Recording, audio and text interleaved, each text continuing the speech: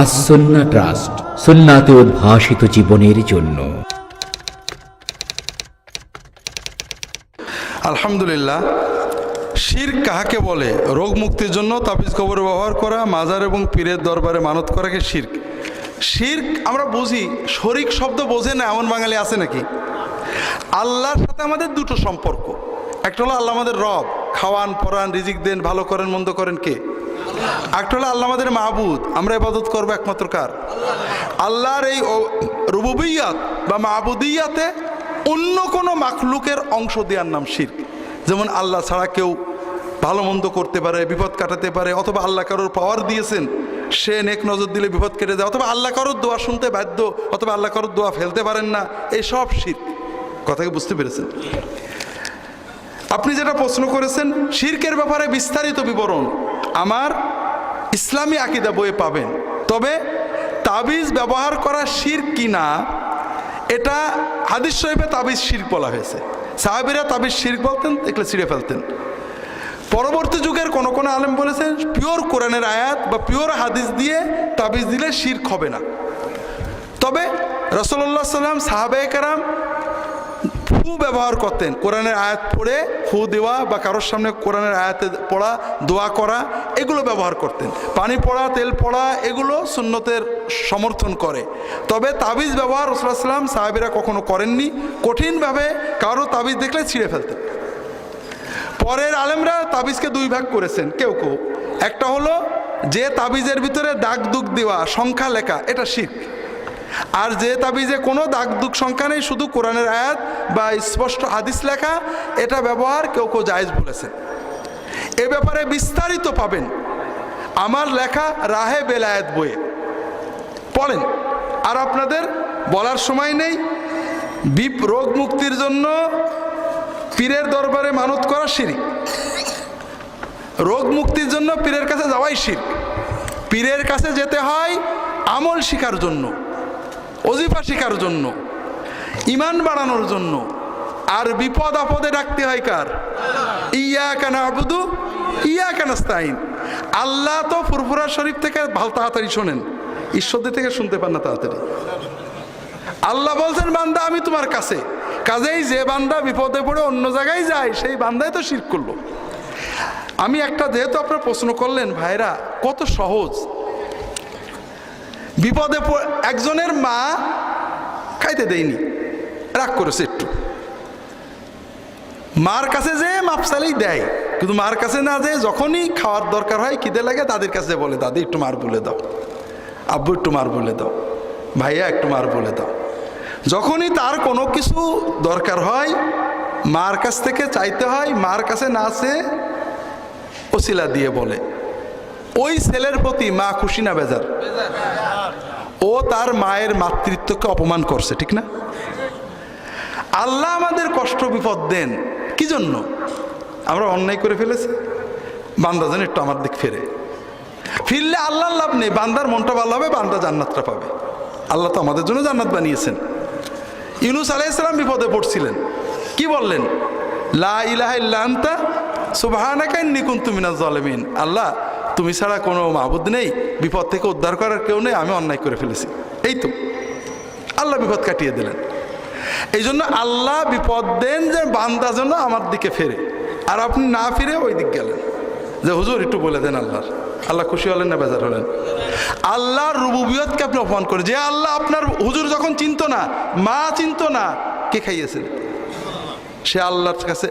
আল্লাহ যদি বিপদ দেয় আল্লাহকে ডাকবেন। যেটা বলছিলাম, সুন্নত দোয়াগুলো মুখস্থ করবেন।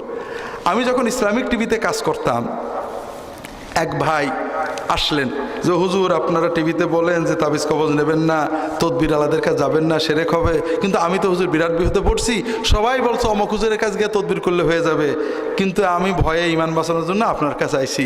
কি বিপদ ভাই? যে ওই বিজয়নগরে ঢাকায় আমার বেশ কিছু জমি আছে, কয়েক কোটি টাকার জমির উপরে হাইরাইজ বিল্ডিং করবো বলে ডেভেলপারকে দলিল দিছি। এখন দলিলও দিচ্ছে না, টাকাও দিচ্ছে না, এগ্রিমেন্টও করছে না। আর ওরা যে ধরনের সন্ত্রাসী পোষে, ওর কাছ থেকে দলিল আদায়ের ক্ষমতা আমার নেই। এখন হুজুর কি করব কোন? অনেকে বলছে অমুক হুজুর তমুক হুজুর, তার কাছে যে তদবির নিলে হয়ে যাবে। তো হুজুর আপনারা টিভিতে বলেন তদবির নেওয়া সেরেক, আমি এই জন্য আপনাদের কাছে আসলাম। তোমরা ভাই আমি তো কিছু জানি না ব্যাপারে, তবে আল্লাহর কাছে দোয়া করলে তো আল্লাহ সবই দিতে পারে। তো এই রাহে বেলায়াতে দুটো তিনটে দোয়া টিক দিয়ে দিলাম, যে দোয়াতে মানুষের দুশ্মনী থেকে আত্মরক্ষার দোয়া নবীজি সাল্লাল্লাহু আলাইহি ওয়াসাল্লাম শিখিয়েছেন, আমল করতেন, সাহাবীদের শিখিয়েছেন। ওই রকম দুটো তিনটে দোয়া টিক দিয়ে দিলাম, যে আপনি দোয়াটা অর্থসহ মুখস্থ করবেন, তাহাজ্জুদের সেজদায় দিয়ে বলবেন, তাহাজ্জুদের নামাজ পড়ে হাত তুলে বলবেন, সবসময় সেজদায় হাত তুলে আল্লাহর কাছে এই দোয়াগুলো পড়তে থাকেন। আল্লাহ একটা ব্যবস্থা করবে ইনশাআল্লাহ। বেশ মাসখানে পরে, আমার মনে নেই ঠিক কতদিন পরে, দেখি ওই লোকটা আবার, ভাই কি ব্যাপার? বলে হুজুর সুখবর আছে। ওই লোকটা সেদিন এসে বলা নেই কওয়া নেই আমার দলিলগুলো আমার কাছে দিয়ে চলে গেছে। মাশাআল্লাহ, খুব ভালো কথা। বলে না হুজুর একটু কিন্তু আছে। তারপর কিন্তু কি? বলে হুজুর আপনার কথা মতো তাহাজ্জুদ শুরু করছিলাম, তাহাজ্জুদে সেজদায় যেয়ে কান্নাকাটা করছিলাম, এত মজা পাচ্ছিলাম হুজুর, এখন মনে হচ্ছে ও যদি দলিলটা এখন না দিয়ে আরো কয়েক মাস পরে দিত তাহলেই ভালো হতো। আল্লাহু আকবার। ভাইরা, আল্লাহর ডাকেন, আল্লাহর সাথে মহব্বতের আল্লাহর কাছে কান্দেন, পীরের পা জড়ায় না ধরে সেজদায় আল্লাহর আল্লাহ আল্লাহ আল্লাহ আল্লাহর চেয়ে আপন কেউ নেই, দেখবেন পদ চলে যাবে আর আল্লাহর মহব্বতের ছোঁয়া কলবে চলে আসবে। বিদাত কি জানতে চাই? বিদাত কি এ বিষয়ে ইহয়া সুনান বইটা পড়ে বিস্তারিত পাবেন। রাসূলুল্লাহ সাল্লাল্লাহু আলাইহি ওয়াসাল্লাম যে কাজ করেননি, এই কাজকে দিন মনে করা, ইবাদত মনে করা হলো বেদাত। বেদাত মূলত মনের গুনাহ, কর্মর চেয়েও মন এখানে জড়িত, যেমন শিরক কলবের গুনাহ, চিন্তার গুনাহ। সালাতের পর সম্মিলিত মোনাজাত করা, মিলাদ মাহফিল, ঈদ মিলাদুন্নবী কি বেদাত কিনা জানতে চাই। এটা অনেক সময় বেদাত হয়ে যায় সাধারণত সুন্নতের ব্যতিক্রম কোনো পদ্ধতিকে দিন মনে করলে।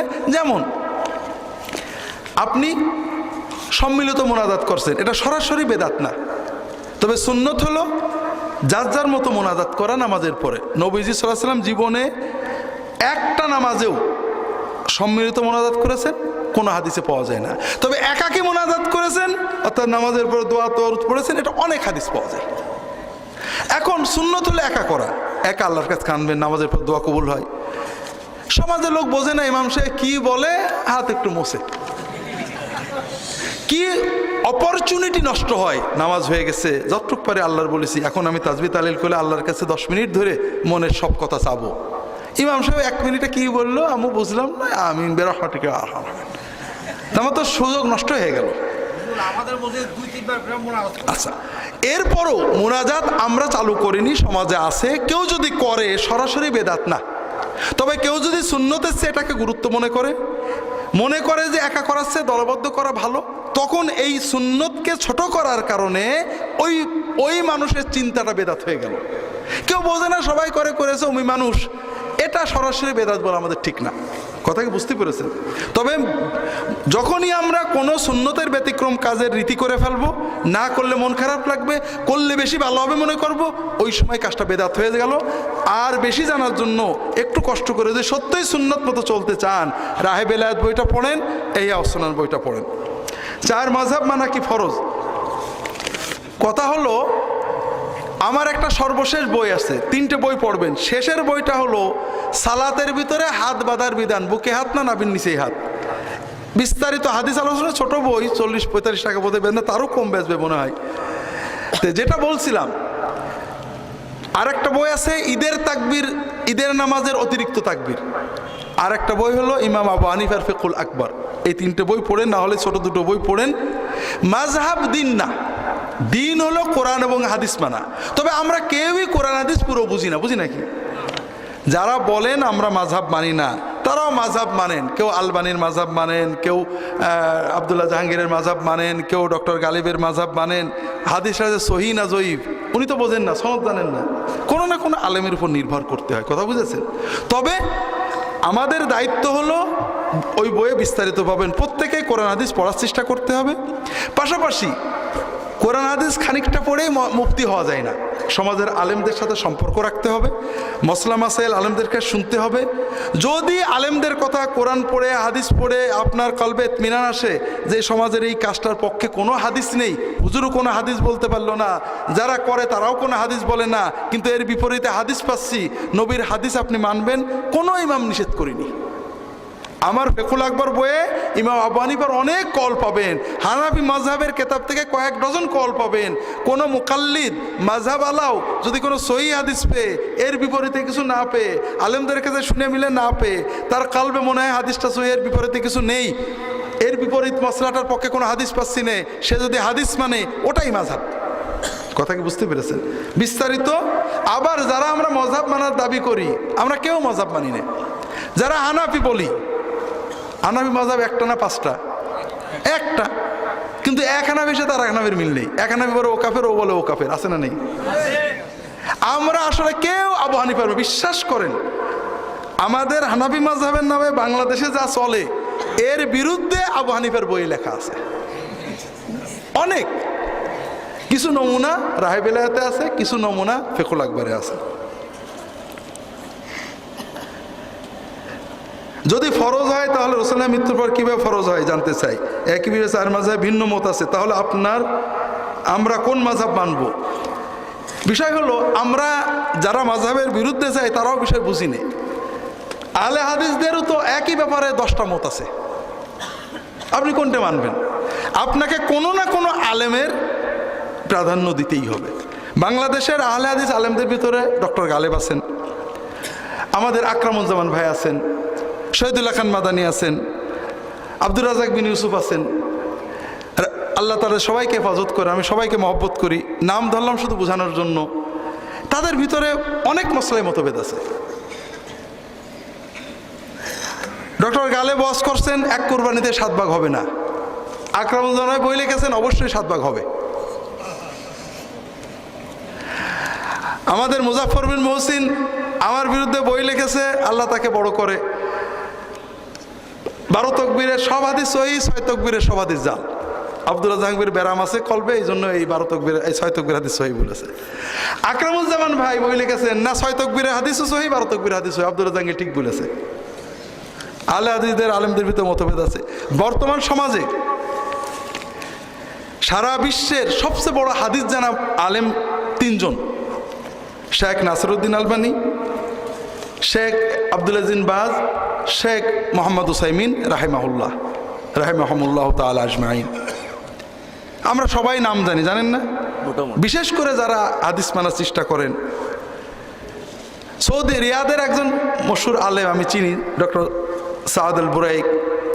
উনি একটা বই লিখেছেন, আল ইজাজ ফি মাখতালাফা ফিহি আল আলবানী ওয়াল উসাইমিন ওয়া ইবনে বাজ মিনাল উসুল ওয়াল ফুরু। আলবানী, ইবনে বাজ এবং উসাইমিন, এই 3 মহান পণ্ডিত আকীদা এবং ফিকহের বিষয়ে যেসব বিষয়ে ইখতিলাফ করেছেন, মতভেদ করেছেন, তার কিছু সংক্ষেপ বর্ণনা, তাতেও প্রায় 400-র মতো। তার মানে এত বড় মুহাদ্দিস, এত বড় আহলে হাদিস, এত বড় আলেম, 400-রও বেশি আকীদা এবং ফিকহের মাসলায় মতভেদ করেছেন। তার একটা আপনাদের বলি মজার, আমার বইয়ে পাবেন। আমরা নাভির নিচে বা বুকে হাত বাঁধা নিয়ে ঝগড়া করি, ঠিক না? আরেকটা ঝগড়া আছে, রুকু থেকে উঠে হাত কি ঝুলানো থাকবে না বাঁধা থাকবে? শেখ আব্দুল আজিজ, আমাদের হানাফি মাযহাবে বাঁধার কথা আছে, আমার বইয়ে পাবেন, আমরা বাঁধি না। শেখ আব্দুল আজিজ বিন বাজ বলছেন রুকু থেকে উঠেও হাত বাঁধা রুকুর আগের মতোই সুন্নত, করলে সওয়াব আছে, না করলে গুনাহ নেই। আর আলবানী বলছেন যে রুকুর থেকে উঠে হাত বাঁধা বেদাত, নাজায়েজ, গুনার কাজ। দুইজনই বড় মুহাদ্দিস, দুইজনই আহলে হাদিস, দুইজনই আহলে হাদিসদের ইমাম। আপনি কি করবেন? যেটাই মানেন আরেকজনের বিরুদ্ধে যাইতে হবে আপনার। কথাটা হলো ভাইয়েরা, মতভেদ থাকবেই, কারণ কোরআন এবং হাদিস হলো খাঁটি সোনা। খাঁটি সোনা কি গলায় পরা যায়? একেবারে সোনার যেটা বার, হাতে চুরি বানানো যায়, বানাতে গেলে কি হাত মিশাতে হবে, আর এর নাম হলো ইজতিহাদ। হাদিস সীমিত আর জীবন অসীম, কাজেই হাদিসকে জীবনের সাথে মিলাতে গেলে আলেমদের ইজতিহাদ করতে হয়। যেখানে হাদিস আছে সেখানেও করতে হয়, নেইও করতে হয়। যেমন মনে করেন আমাদের সমাজে একটা সুন্নত আমরা মনেই পালন করি না, এটা খুব আপত্তিকর, সেটা মসজিদে ঢুকে বসার আগে নামাজ পড়া।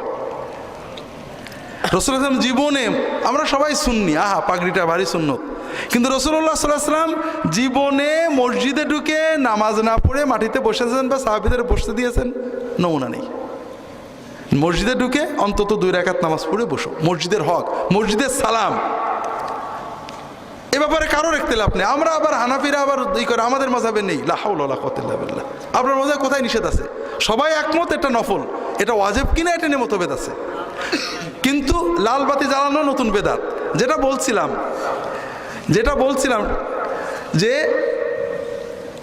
এর বিপরীতে আরেকটা হাদিস আছে যে বেলা যখন ঠিক দুপুর হয়, যখন বেলা ডোবে, যখন বেলা ওঠে এবং ফজরের পরে বেলা ওঠা পর্যন্ত, আসরের পরে বেলা ডোবা পর্যন্ত নামাজ পড়া নিষেধ। জানেন না? এই নিষেধ তো রাসূলুল্লাহ সাল্লাল্লাহু আলাইহি ওয়াসাল্লাম করেছেন। এখন আদেশ আর নিষেধ এক জায়গায় মিলে গেল।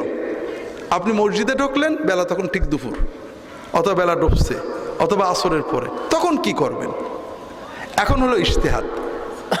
এই হাদিস কিন্তু দুটোই, এটা মিলাবেন কি করে? আব্দুল্লাহ ইবনে ওমর মাকরু ওয়াক্তে গেলেও পড়তেন, আর তার বাপ ওমর রাদিয়াল্লাহু তাআলা আনহু আজমাইন পড়তেন না। শুক্রবারে রোজা রাখতে নবীজি নিষেধ করেছেন, আর আরাফাত দিনে রোজা রাখতে আদেশ করেছেন, মুস্তাহাব। এখন আরাফাত দিন শুক্রবার হলো, কি করবেন? কোনো হাদিসে নেই যে আরাফাত দিন শুক্রবার হলেও রোজা রাখবে, কোনো হাদিসে নেই আরাফাত দিন শুক্রবার হলে রোজা রাখবে না। এখন দুটো হাদিসের সমন্বয়, এর নাম হলো ইজতিহাদ। কথা বুঝেছেন? কাজে মতভেদ হবে। বাংলাদেশে বর্তমানে অনেকগুলো ইসলামের নামে দল আছে। কোরআন হাদিস মোতাবেক ইসলামী দল কোনটি? আল্লাহ পানা দিক, ইসলামে দলাদলি হারাম। ইসলামে দলাদলি কি? আল্লাহ কোরআনে বলেছেন, ওয়াতাসিমু বিহাবলিল্লাহি জামিআন, তোমরা ঐক্যবদ্ধভাবে ইসলামের রজ্জু ধারণ করো, ওয়ালা তাফাররাকু, দলাদলি করো না। আমরা বলি জামাত মানে দল, ফিরকা মানে দল, আর জামাত মানে দলহীন ঐক্য। মুসলমানদের ভিতরে ইসলাম ছাড়া কোনো দল নেই, তবে কর্মের জন্য গ্রুপ আছে।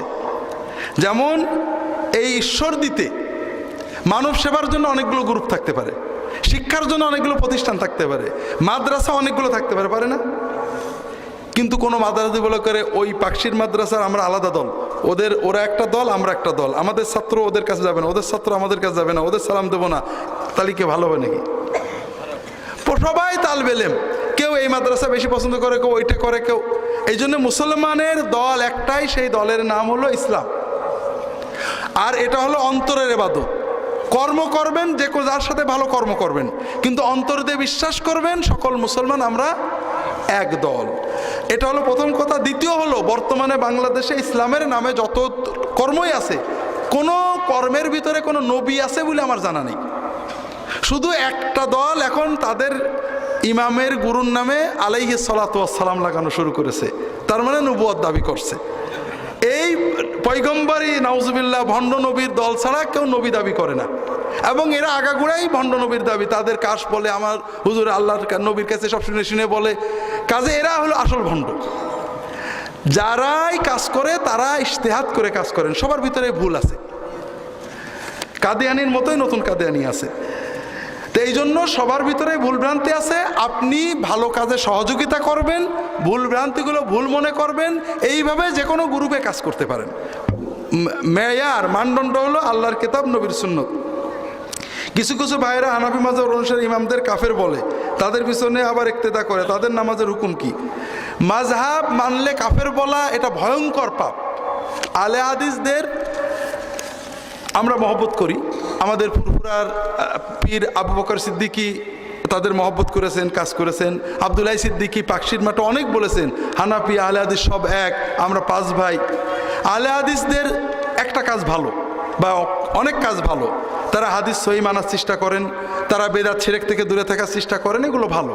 আর একটা কাজ ভয়ঙ্কর খারাপ, সেটা হলো তারা এই ছোট ছোট ফিকহি মাসলাকে দিন মনে করেন।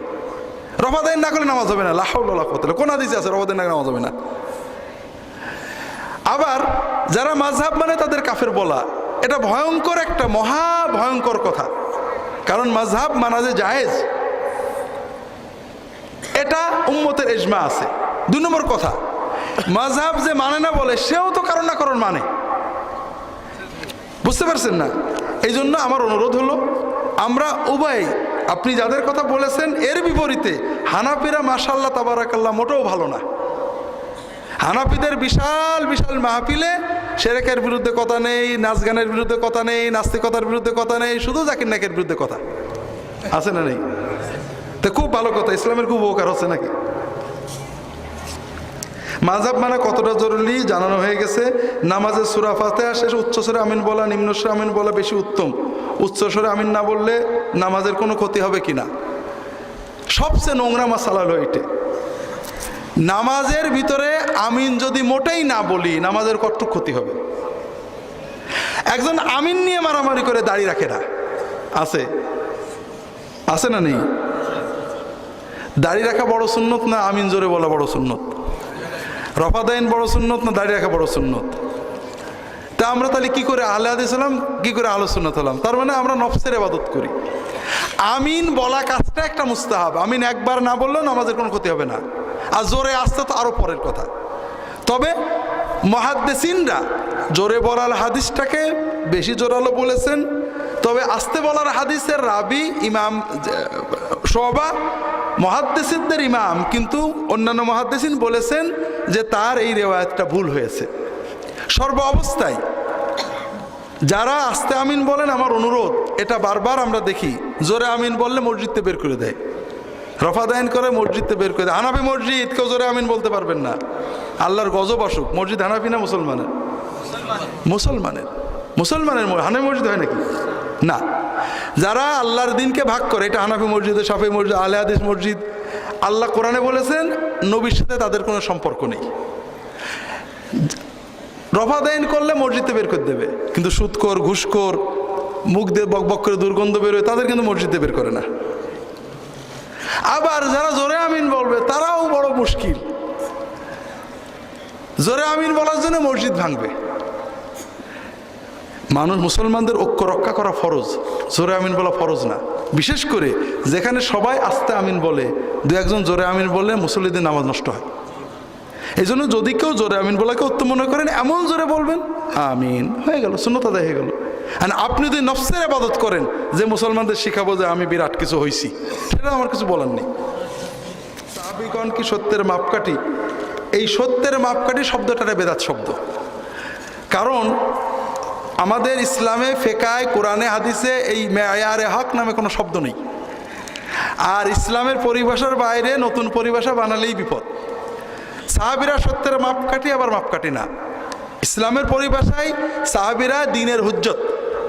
যেখানে কোরআন বা হাদিসে স্পষ্ট কিছু নেই, সেখানে সাহাবীদের আমল দ্বীনের হুজ্জত, দলিল, প্রমাণ। আবার সাহাবীদের কোনো কর্ম যদি কোরআন বা নবীজির সুন্নতের ব্যতিক্রম হয়, সেটা দলিল না। কথা বুঝতে পেরেছেন? এ ব্যাপারে ইসলামী আকীদার বইয়ের ভিতরে বিস্তারিত পাবেন। ফজর নামাজ ও মাগরিবের নামাজের পর সূরা হাশরের আয়াত পাঠ করা হয়। এটা পাঠ করা না হলে 70,000 ফেরেশতা লানত করে। লা হাওলা ওয়ালা কুওয়াতা ইল্লা বিল্লাহ, লা হাওলা ওয়ালা কুওয়াতা ইল্লা বিল্লাহ। একটা জয়ীফ হাদিসে আসছে, ফজর এবং মাগরিবের পরে সূরা হাশরের আয়াতগুলো পাঠ করলে 70,000 ফেরেশতা দোয়া করে। হাদিসটা আছে। না পড়লে লানত করে, এটা দাজ্জালদের মিছে কথা। এর চেয়েও সহি হাদিস হলো, কেউ যদি ফজরের পর থেকে বেলা 12টা পর্যন্ত কোনো একজন রুগীকে দেখতে যায় যে ভাই কেমন আছেন, আসসালামু আলাইকুম, 70,000 ফেরেশতা সন্ধ্যা পর্যন্ত তার জন্য দোয়া করে। সুবহানাল্লাহ। আর কেউ যদি জোহরের পর থেকে সন্ধ্যা পর্যন্ত সময়ের ভিতরে একজন রুগীকে দেখতে যায়, পরের দিন ফজর পর্যন্ত 70,000 ফেরেশতা তার জন্য দোয়া করে। এটা সহি হাদিস, আমরা কেউ করি না। 2 নম্বর কথা হলো, নামাজের পরে সুবহানাল্লাহ যে পড়ি 33 বার, এটা কি দল ধরে না একাকি? আয়াতুল কুরসি দল ধরে না একাকি?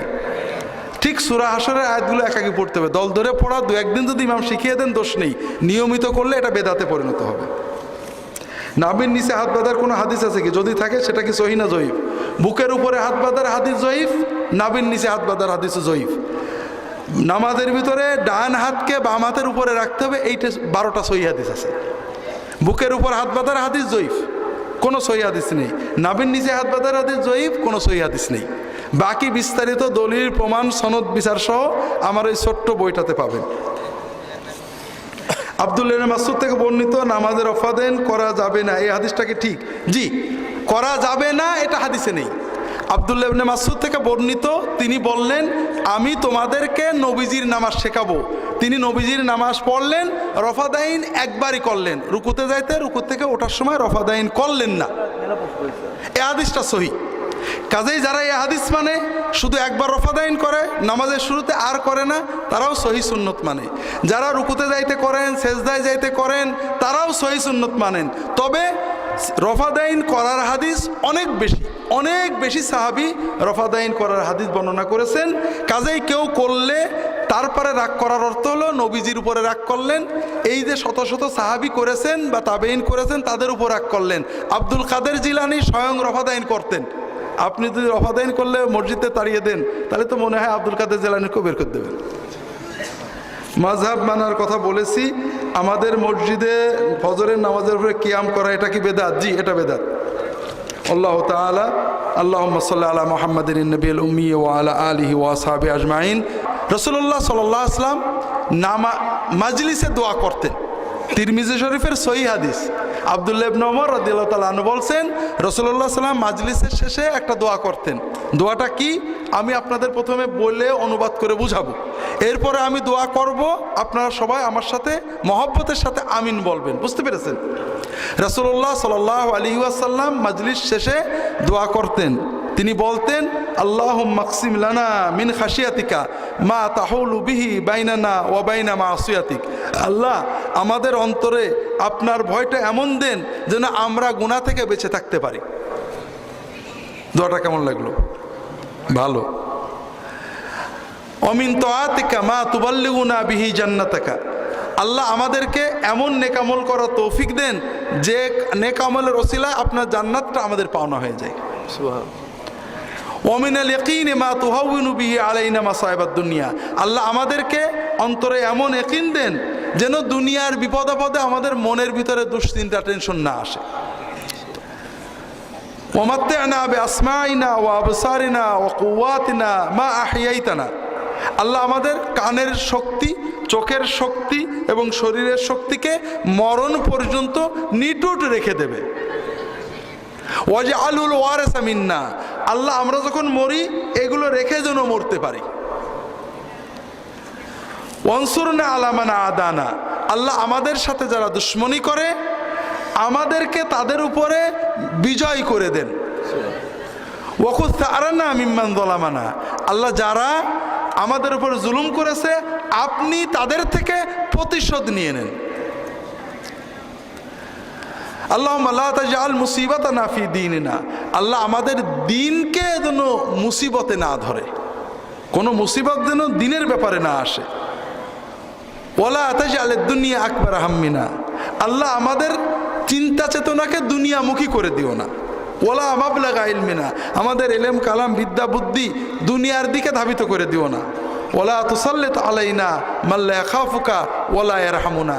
আর আমাদের উপরে এমন কাউকে পাওয়ারফুল করবে না যে আমাদের মায়া করবে না, তোমারও ভয় করবে না। কথা কি বুঝতে পেরেছেন? দোয়াটা কেমন লাগলো? আর কি কি বাদ থাকলো? এই জন্য নবীজির দোয়াগুলো মুখস্থ করবেন, আল্লাহর কাছে চাইবেন। আমরা মুখতাসর দোয়া করবো ইনশাআল্লাহ। এই দোয়া করতে নবীজি হাত তুলতেন, হাদিসে নেই। আর এমনি দোয়ার সময় হাত তোলা আদব হাদিসে আসে। কাজে এটা হাত না তুলে বলা যায়, আমিন বলবেন, এটাও যথেষ্ট, হাত তুলেও বলা যায়। আমরা যেহেতু আমাদের বাংলাদেশের মুসলমান হাত না তুলে দোয়া করে মহব্বত আসে না, খালি এদিক ওদিক তাকায়, এই জন্য হাত তুলে দোয়া করবো। তবে খেয়াল করবেন এই দোয়ার সময়, মাজলিসের শেষ দোয়ার সময় নবীজি হাত তুলতেন, কোনো রেওয়ায়েতে নেই। পাশাপাশি অনেক মাজলিসের শেষে দোয়া না করেই চলে যেতেন। কাজেই সবসময় মাজলিস শেষে দোয়া করতে হবে। আমরা এতক্ষণ তো অনেক দোয়া করেছি, ফেরেশতারা দোয়া করেছে, চলবে না? আপনি যখন মাহফিল করতে আসছেন গেছেন, আল্লাহর সব মাখলুক আপনার জন্য দোয়া করেছে।